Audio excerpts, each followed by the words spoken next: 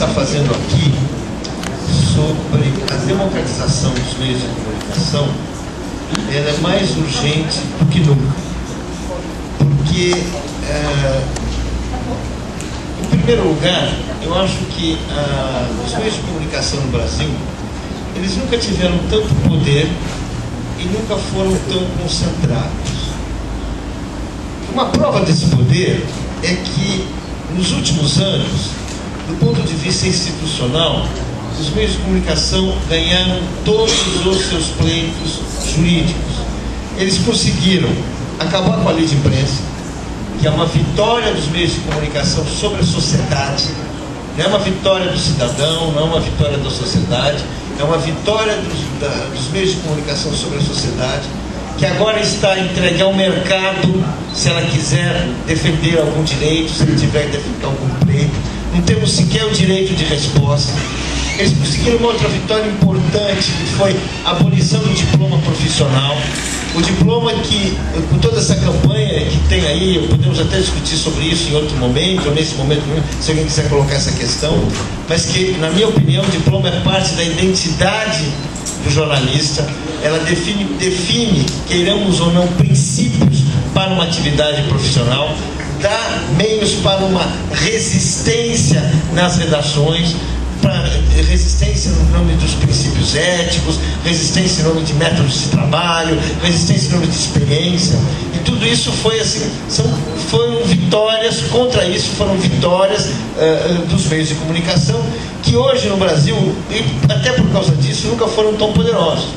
E se alguém teria alguma dúvida a respeito disso, né, era só assistir esses protestos, que eles, sem entrar no mérito desses protestos, sem querer fazer, sempre assim, olha, eu gostei daquela reivindicação, eu não gostei da outra, eu achei uma bacana, uma é pertinente, outra não é, porque a gente viu uma situação de pré-insurreição no Brasil, que é um protesto que vem como enxurrada, que eles vão para várias direções, tem demandas inclusive contraditórias, tem demandas de liberdade, tem demandas repressivas, tem demandas que você pode até dizer são perfeitamente justas, outras são completamente injustas. Você tem tentativas de cercear a liberdade de pessoas que chegam com bandeiras às manifestações, aumentando a manifestação, enfim, você tem todo o processo e que tem várias outras consequências. A gente falou sobre isso ontem, eu não vou me alongar aqui, mas a gente viu o seguinte, quer dizer, os protestos, eles foram em grande parte dirigidos, estimulados e organizados pelos meios de comunicação, quando acharam que podiam ser úteis a seu propósito, que era desgastar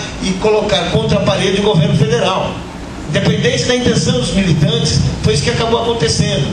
Através da internet, que também foi dirigida, e a gente vê pelas pesquisas que as grandes coisas que estão na internet, elas são oriundas dos meios de comunicação, não são oriundas de blogueiros, infelizmente eu como blogueiro gostaria, mas essa é a verdade, são oriundas de grandes grupos e grandes forças que estão lá dentro.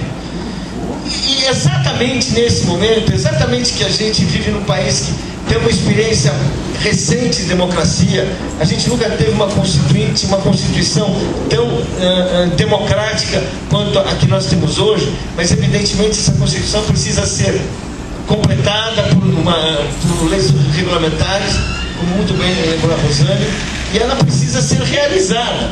E tem muitas coisas que já estão ali, que não poderiam acontecer como estão acontecendo, e acontece como ela mesma lembrou.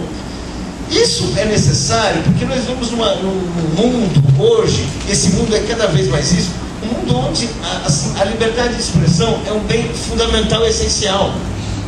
A gente não vive numa sociedade de parvos, a gente não vive numa sociedade de pessoas que se portam como carneiros, de pessoas que podem ser manipuladas porque elas são ignorantes, porque elas estão desinformadas, não, a gente vive numa sociedade de pessoas, como essas ruas mostraram mais uma vez, a gente vive numa sociedade de pessoas que se acreditam, que se colocam no exercício da liberdade, que se colocam, enfim, o exercício que não podem ser tuteladas, e isso é ótimo, isso é um traço das sociedades contemporâneas, mesmo quando elas fazem movimentos absolutamente contraditórios, movimentos que vão para um lado e depois vão para outro, como a gente viu nessa primavera árabe no Egito, que agora você teve um golpe, teve tudo isso. Quer dizer, a gente, é esse o tempo, nós somos cidadãos de uma época, e eu vou dizer, nós somos filhos de uma época cujo pai, e eu quero retomar aqui, cujo pai, com certeza, é o Voltaire.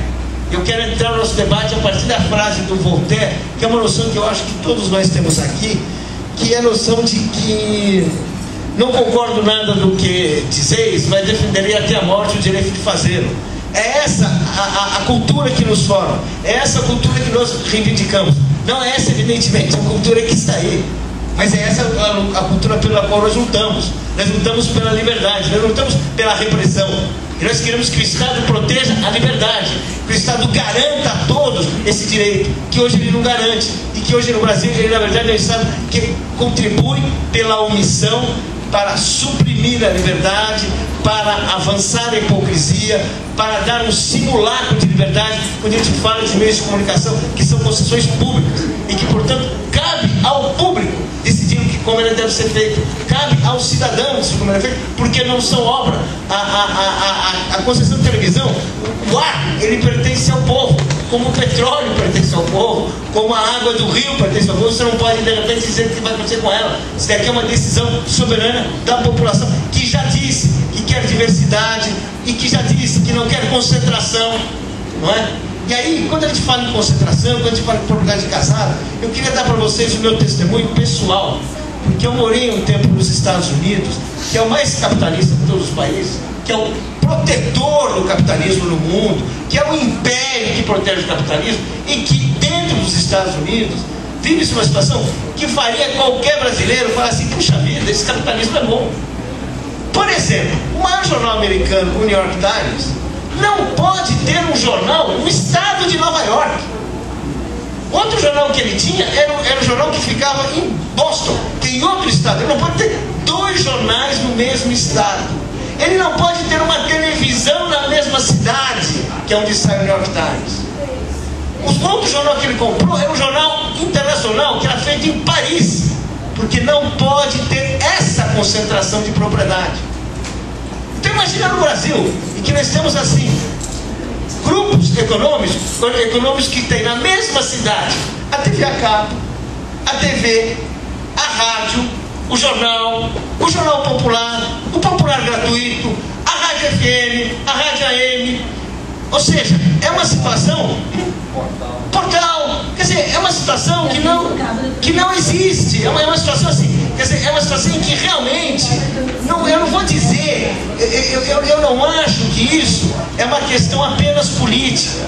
Eu acho que isso vira instrumento político, como a gente viu, mas eu acho que isso é da vida de todos nós. É o direito a uma expressão cultural diversificada. É o direito de você ter visões de mundo que não são visões ideológicas de mundo apenas, são experiências de mundo. Sabe? Quer dizer, então o que você faz? Nos Estados Unidos você não consegue ter uma rede funcionando o dia inteiro. A rede, ela tem um prazo, ela tem um limite de horas por dia para funcionar. Por quê? Porque é só assim que você vai garantir a emissão regional. Só assim que você vai garantir a expressão da sociedade americana e vai garantir o acesso a essa coisa. E olha, estamos falando de sociedade americana, que não é meu modelo de vida, mas assim, meus amigos, estamos falando daquilo que quando interessa é o que se dá como exemplo, é o que se fala que é moderno. E como é que isso foi feito? Isso não foi feito assim, porque ali, aqueles pioneiros, não, isso foi intervenção do Estado. Isso foi intervenção do Estado. Havia concentração da mídia, e a mídia foi desconcentrada durante aquele grande período de progresso conhecido como New Deal, em que você teve a Suprema Corte, que estava querendo enquadrar o governo e foi enquadrada. A mídia era absolutamente concentrada, ela foi desconcentrada, e outros grupos econômicos que exerciam o poder de monopólio foram desfeitos. É essa discussão que tem, quer dizer, a gente precisa, assim, é diversidade política, mas é diversidade cultural, é diversidade de todas as opiniões, quer dizer, é um outro tipo que nós estamos falando, né? E hoje no Brasil, essa discussão, ela é importante porque a população está se dando conta que, mesmo quando ela assiste as novelas da Globo que ela assiste, mesmo quando ela dá toda essa audiência para a Globo que ela assiste, e outras questões da vida, ela queria ter uma opção. E outras opções da vida, ela sai por aí e berra. Quer dizer, o Brasil deve ser um dos outros países do mundo onde periodicamente se grita a palavra de ódio contra o canal de televisão. E não é porque as pessoas não gostem, que eles querem outro. Não gostam da política desse canal, não gostam de não sei o que desse canal, mas é essa a discussão, né?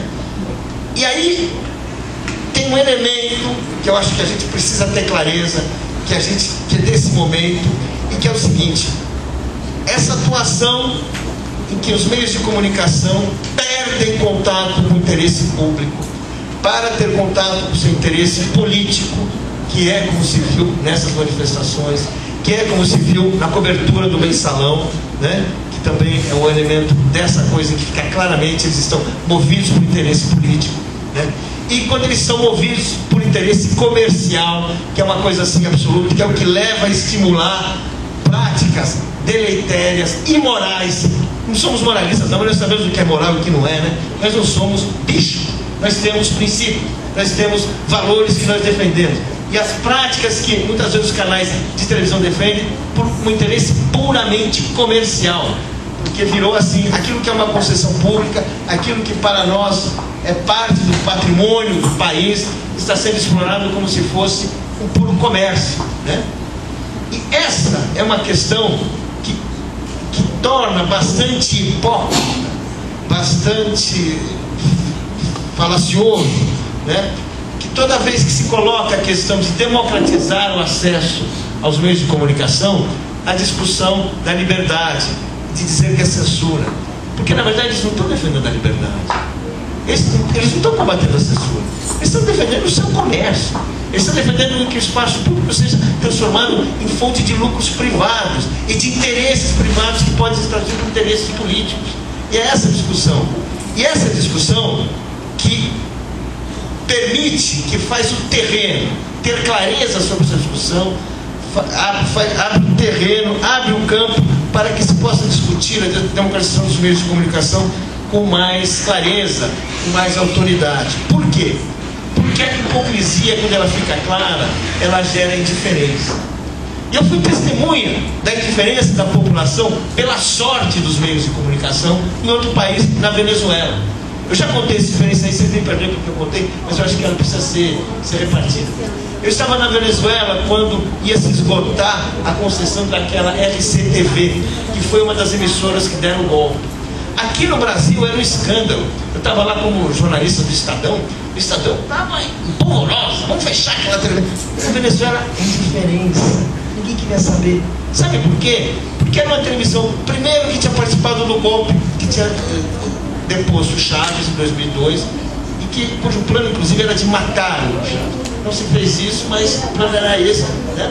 Então, e que depois continuou fazendo assim uma caricatura da extrema-direita golpista, que não percebeu que o golpe acabou, não percebeu que ela foi derrotada, e que continuava cobrindo como se eles fossem derrubar o Chaves amanhã. Então era uma linha de intervenção assim, que eu escrevi na época, que era assim: você assistia o telejornal da RCTV, era como você ver uma televisão que fosse assim, Diogo Mainardi falando de manhã, o Japor ao meio-dia, o Boris Casoy à noite. É isso. E sem notícia, só opinião.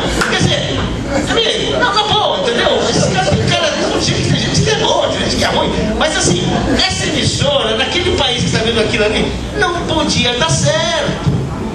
Quando o Chaves anunciou que ele não ia renovar, ele não tirou, não caçou, ele não renovou. A indiferença foi absoluta. Eu fui em atos de defesa da RCTV porque eu queria ver como era, que só tinha funcionário defendendo emprego. Ok, é o direito dele. Mas olha, não é uma causa nacional, é uma causa sindical, é uma causa de uma categoria. Por quê? Porque era um serviço assim. Ninguém quis saber. Por quê? Porque realmente a população não identificava ali o seu interesse. Não identificava ali que fosse uma questão legítima. Identificava ali que estava diante de quê? De um bando de malandros que tinham tentado um golpe e não conseguiu, e estava preparando o plano e achava que podia ficar desse plano. Não foi. Quer dizer, foi assim, uma coisa assim. A mesma coisa, evidentemente, a gente vê na Inglaterra, e é importante falar da Inglaterra, porque também é aquele país que todos dão como exemplo, que é o seguinte: as práticas do Murdoch, com algumas diferenças, ou pelo menos não se tem tantas provas, são muito semelhantes às práticas de muitos jornalistas brasileiros, de muitos veículos brasileiros. Já se encomendou aqui grampo, não é? Já se encomendou aqui, já se publicou coisas sem prova alguma, né? Quer dizer, hoje a prática no Brasil é você conseguir, aspas, um documento que quer dizer, se você achar um procurador, um membro do Ministério Público que se disponha a escrever que fulano está sob suspeita, né? Isso você publica, isso vira notícia. Se você tiver amizades e se você tiver uma cumplicidade, como acontecia com Carlos Cachoeira e vários jornalistas e agentes do Cachoeira, você faz grampos, você até encomenda grampos, né? Você publica frutos de ato criminoso fingindo que eles chegaram por você, foi uma investigação jornalística. Quer dizer, então, nós estamos assim vivendo uma situação em que é bobagem pensar que isso não vai mudar. É bobagem pensar, pode ser difícil. Eu acho que, aliás, é muito difícil. Eu acho assim que a democracia numa sociedade como a nossa, ela tem duas fontes. De 4 em 4 anos ela tem um voto. No dia a dia, ela tem um meio de comunicação. Porque é o meio de comunicação que retrata o que o poder está fazendo. É o meio de comunicação que te informa o que está acontecendo. É o meio de comunicação que ajuda, né? E essa parte do poder, né, está absolutamente unilateral, né? Ele é absolutamente um risco para a democracia, porque a gente vê o quanto você pode manipular, você vê o quanto você pode mentir, e o quanto você pode, pela repetição, transformar a mentira em verdade, você criar essa indiferença. Porque eu acho que isso abre, dá toda a atualidade para esse abaixo-assinado e para essa discussão que a gente está fazendo aqui. É isso que eu tinha para falar. Isso.